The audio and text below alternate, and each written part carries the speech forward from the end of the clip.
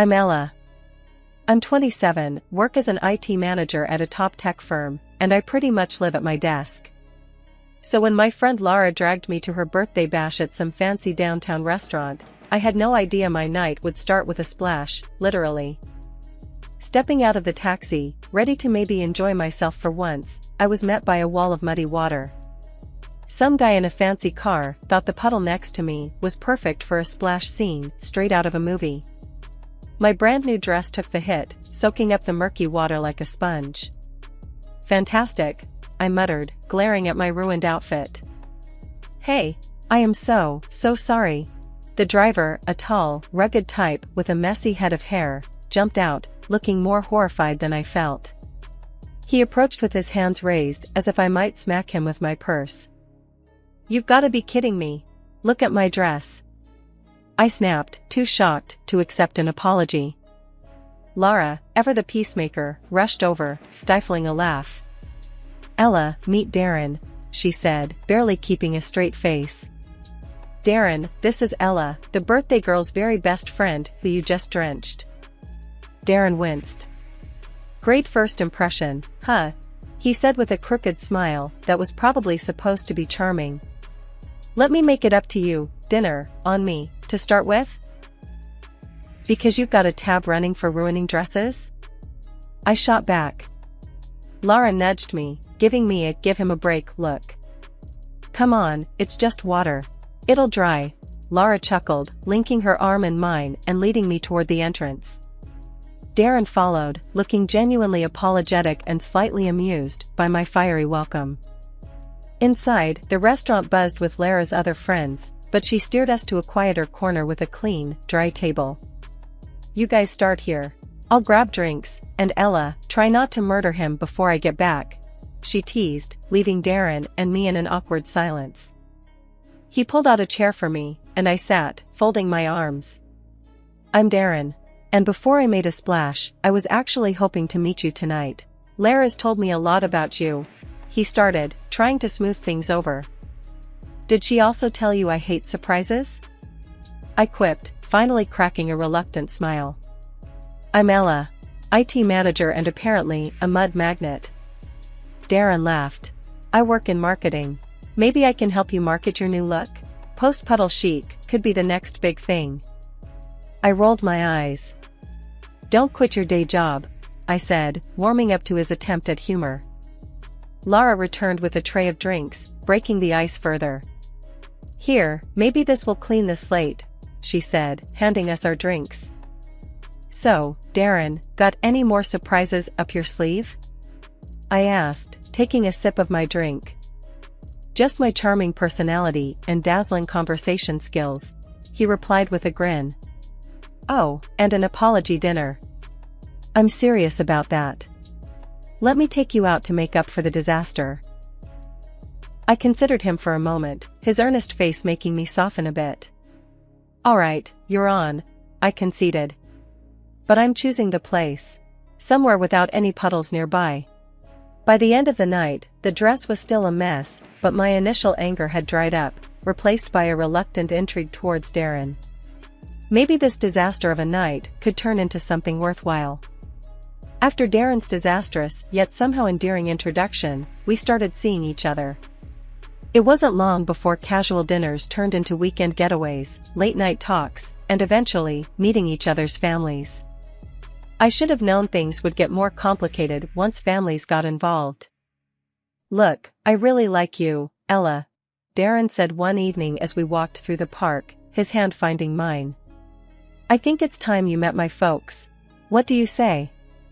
Sure, I agreed, squeezing his hand, trying to ignore the nervous flutter in my stomach. Meeting the parents was a big step, but after the way we started, what was the worst that could happen? The day arrived, and Darren drove us to a modest house in the suburbs. His mom, Janet, and his dad, Tom, greeted us with warm smiles that didn't quite reach their eyes. Dinner was served, and that's when the questions began.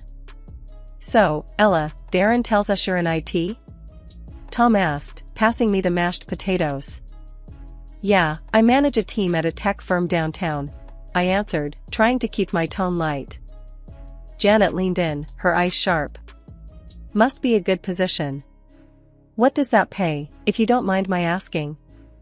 I choked on my water a bit.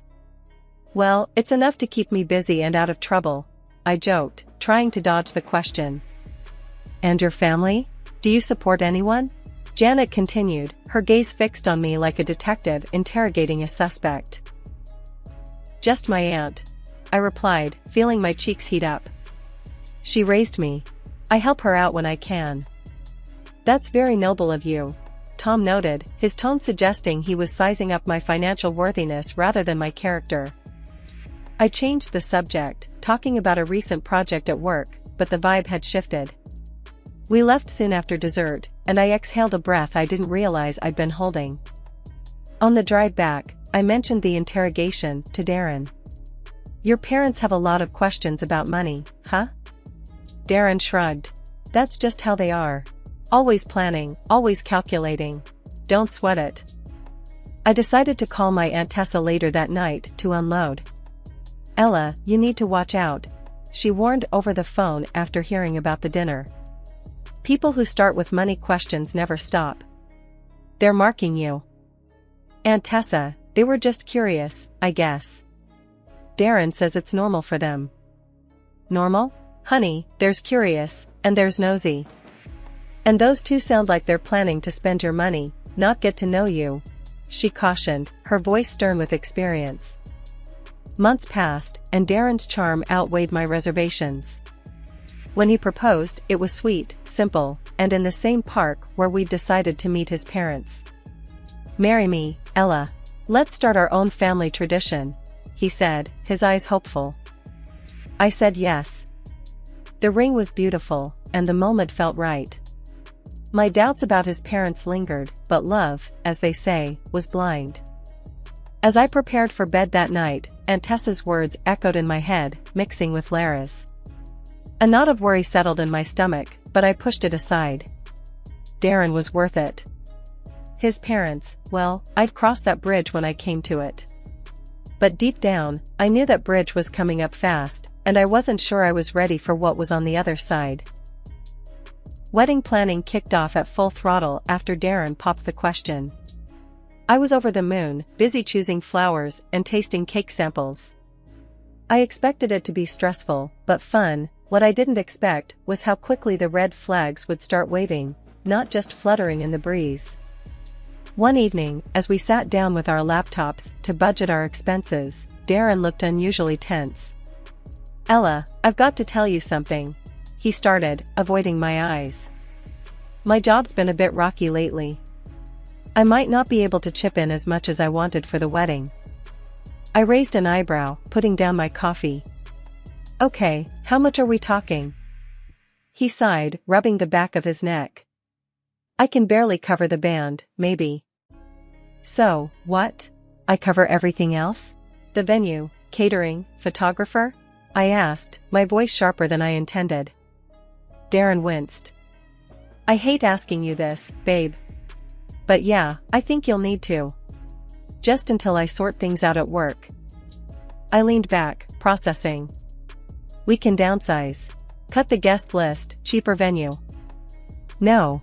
Darren cut in quickly, a little too quickly. I mean, my parents would be upset. They've already told everyone. It's got to be good, Ella. My stomach nodded. Fine, I said finally, not wanting to argue. But we'll need to stick to a strict budget. As the wedding day approached, the expenses piled up, and Darren's contributions dwindled. His parents, Janet and Tom, were no help either.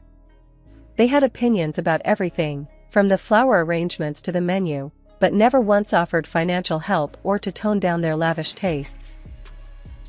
The wedding day itself was beautiful despite the behind-the-scenes drama. I managed to push aside my frustration and focus on Darren, who looked genuinely happy as he waited for me at the altar. The ceremony was perfect, but the reception was where things started to unravel. As we mingled with guests, I noticed Janet and Tom huddled around the gift table, whispering and pointing. Curious, I wandered over. Everything okay here? I asked, trying to sound casual. Oh, Ella, we're just sorting. Some of these gifts will look better at our house, don't you think? Janet said, her voice too sweet. I stared at her, stunned. What? No, these gifts are for Darren and me. Tom shrugged, smirking. Come on, Ella. Don't be petty. We're family now. What's ours is yours, and vice versa, right? I felt my face flush with anger. No, Tom. That's not how this works. These gifts are for us, for our home. Not yours. Janet rolled her eyes. Really, Ella, don't make a fuss. Be gracious. We're just taking a few things. Nothing major. I bit my tongue, holding back a sharp retort. The last thing I wanted was a scene at my wedding. But as they walked away, a few gift envelopes and smaller presents in hand, I felt a simmering rage. After the wedding, it didn't take long for Darren's parents' true colors to start showing even more. Every time we invited them over, or there was some family gathering to attend, it was like opening a new chapter in the book of greed. It was my birthday next, and I decided to throw a little dinner at a decent restaurant in town. I thought it would be a nice change from home parties. I invited Darren and his parents, Janet and Tom. I hope this place is okay for you guys, I mentioned casually as we sat down. The restaurant had a cozy vibe, not too flashy, but with great reviews. Janet scanned the menu with a raised eyebrow. Well, it looks quaint. What's good here? I recommended a couple of dishes that were my favorites, reasonably priced and delicious. But, as the waiter came around to take our order, Janet and Tom went off script. We'll have the lobster tails, and oh, the filet mignon. And start us with a bottle of your finest wine, Tom declared, handing the menu back with a satisfied grin. I bit my lip to keep from reacting. That's quite a selection, I managed to say, keeping my tone as neutral as possible. Janet smiled sweetly. It's your birthday, dear. We should celebrate in style. The rest of the evening, I watched as they ordered more expensive items, barely touching them when they arrived. It irked me to no end seeing good food and money wasted like that. On the ride home, I let Darren have it. Your parents, they always do this. They choose the priciest things and don't even enjoy them. It's like they do it just because they can. Babe, calm down. That's just how they are. You know, old school, like to show off a bit, Darren explained, as if that was supposed to make me feel better. But it's disrespectful, Darren. They don't even think about how it looks or what it costs, I argued, frustrated. Darren sighed. Look, they're from a different time. Just let it slide. They mean well. The incident was soon followed by the holidays, which brought their own set of challenges. Christmas rolled around, and gift-giving turned into another display of imbalance. I spent time picking out thoughtful gifts for everyone, including Janet and Tom, ensuring to get them something they'd mentioned wanting. In return, they handed me a clearly last-minute, discounted item, still in the sale bag. Here you go, dear, Janet said, handing it over without much fanfare. I smiled, keeping my disappointment in check. Thanks. I hope you like what I got you, I replied, handing them their gifts, which were more than twice as expensive. Oh, how lovely, Tom said flatly, barely glancing at what was inside the package. The lack of effort on their part stung, especially when I saw the genuine appreciation from my friends for the simple but thoughtful gifts I had given them. Back home, I vented to Darren. It's always like this with them. Expensive tastes when they're spending my money, but when it's their turn, they just don't bother. Darren shrugged, looking uncomfortable. It's just how they show, affection. A $5 scarf from the clearance bin isn't affection, Darren. It's an insult, I snapped, tired of making excuses for them. After dealing with one too many incidents of Darren's parents pushing their boundaries, I figured it was time for a change. When my big bonus hit, I knew exactly what I wanted to do. Darren, let's go to Hawaii, I said one night while we were sitting on the couch, trying to decide how to celebrate. Hawaii? That sounds amazing, babe, he replied, his eyes lighting up. Just the two of us? Exactly, just us. It's romantic, and I've always wanted to go, I explained, excited at the thought of sandy beaches and no family dramas. A couple of days later, I was in the middle of booking our trip when Darren came home from visiting his folks. He looked unusually excited. Guess what? My parents are stoked about Hawaii. I paused, my fingers hovering over the keyboard. Wait, what do you mean? I thought this was just for us. Darren laughed, a bit too nervously. Yeah, I mean, it is. But I mentioned it, and they've never been to Hawaii. They got super excited, and... Hold on. I cut him off, feeling my stomach tighten. You invited them? No, not exactly. I just told them about it, and they kind of invited themselves. He explained quickly. I closed my laptop with a snap. Darren, this was supposed to be our trip.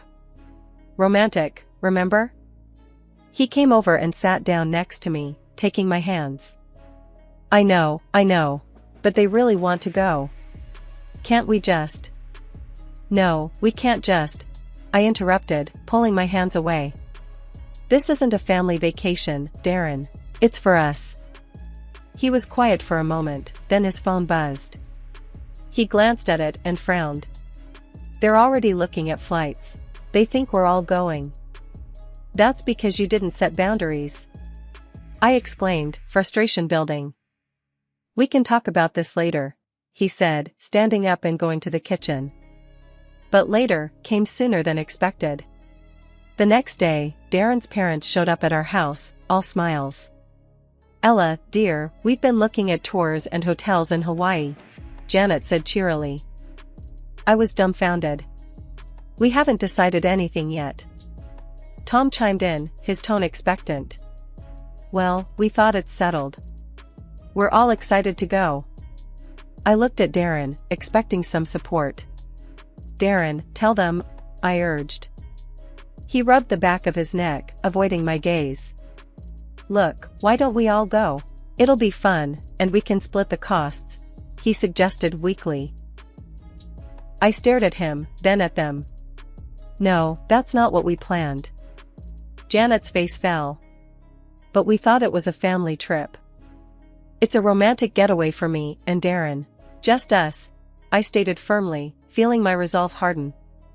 There was an awkward silence, then Tom said, well, if that's how you feel, maybe you're being a bit selfish, Ella.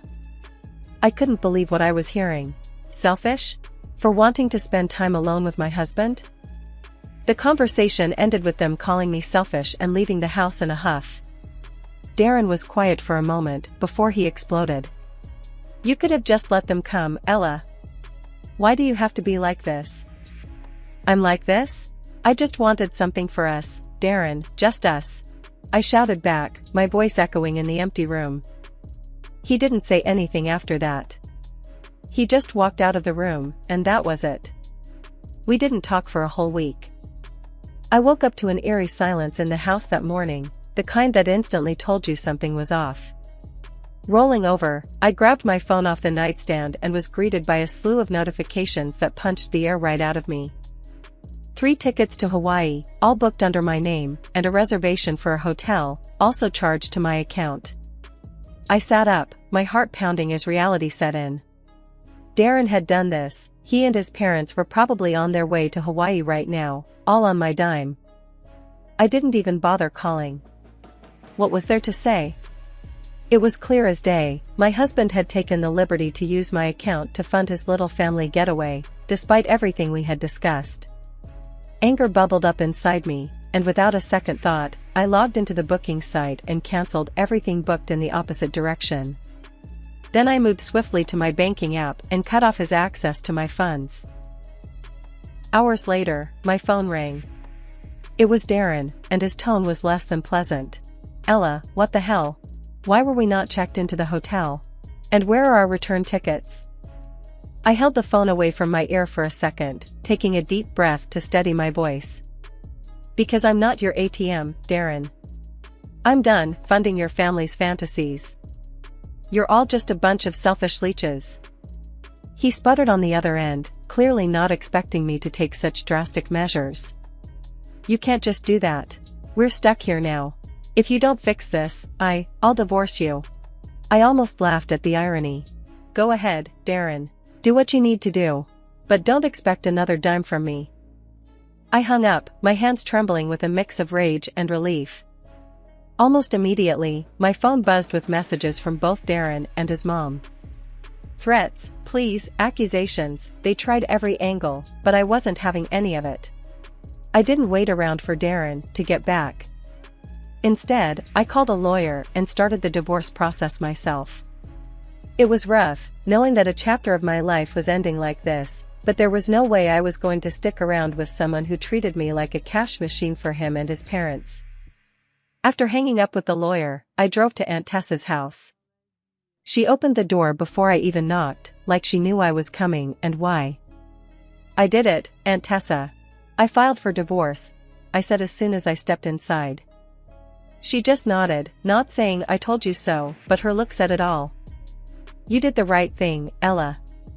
I know it's hard, but you're better off without someone who lets his family treat you that way. The next few days were a blur of sorting out my things and setting up a temporary life at Aunt Tessa's. I was starting to feel a bit more like myself, a bit steadier, when Darren showed up. He looked miserable, standing there on Aunt Tessa's front porch, a sad sight if I ever saw one. Ella, please. Can we talk? I'm sorry. I messed up, but we can fix this. I almost laughed at the audacity. Fix this? Darren, you chose your parents over your wife, used my money to take them to Hawaii after everything. There's no fixing that. Ella, No, Darren. You just showed me who you really are, and I don't want any part of that life, I interrupted, crossing my arms. You and your parents are cut from the same cloth, all take and no give. I'm done. Darren's face fell, and for a moment, I almost felt sorry for him. But then I remembered all the stress and hurt, and the sympathy vanished. I hope you figure out your stuff, Darren. But you need to do it away from me, I added, turning to go back inside. Aunt Tessa was waiting right by the door, having heard it all. She didn't say much, just took my hand and gave it a squeeze. You're strong, Ella. Stronger than you think. 2 weeks after everything fell apart, I found myself sitting in a Stark law office across from Darren and his parents. The air was tense, charged with unsaid things and last-minute pleas. Darren looked worn, almost regretful, but it was his parents who took the lead. Ella, please reconsider this, his mother started, her voice dripping with a sweetness I knew was as fake as her sympathy. We were all so good together, remember? The trips, the holidays. I couldn't help but scoff. You mean the trips I paid for? The holidays where I was treated more like a bank than a family member. Darren's father chimed in, trying a softer approach. We know things got a little out of hand, but we're family. Isn't that worth fighting for? I shook my head, amazed by their audacity. Family doesn't use each other. And this isn't just a little out of hand. You showed me exactly how little you respect me. Darren finally spoke. Ella, I'm sorry. Can't we start over? We can fix this. I looked at him, really looked at him, and saw nothing of the man I thought I'd married. Start over? After everything? No, Darren. We can't. His mother, not used to being dismissed, lost her composure. Because of you, we had to pay our way back from Hawaii. Do you know how much that cost us? I laughed, not because it was funny, but because it was so absurd. Your greed and arrogance got you there, and they got you back. Seems fitting to me.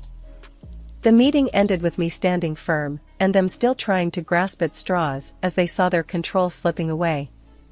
I walked out of the office feeling lighter, as if I was finally shedding a heavy weight that had been pulling me down. After the divorce was finalized, I took one last step to ensure my new beginning was clear of any remnants of my old life with them. I blocked their numbers, all of them. Darren, his mother, his father. No more calls, no more manipulative messages. It was truly over. Back at Aunt Tessa's, I explained everything. She just hugged me tight and said, "You did the right thing, Ella. It's time to focus on yourself now." And she was right. As I began to put the pieces of my life back together, I found strength I never knew I had. I returned to work with a new vigor, embraced my friends who'd been my support through it all, and started planning for a future that belonged only to me, one filled with possibilities, free from deceit and manipulation.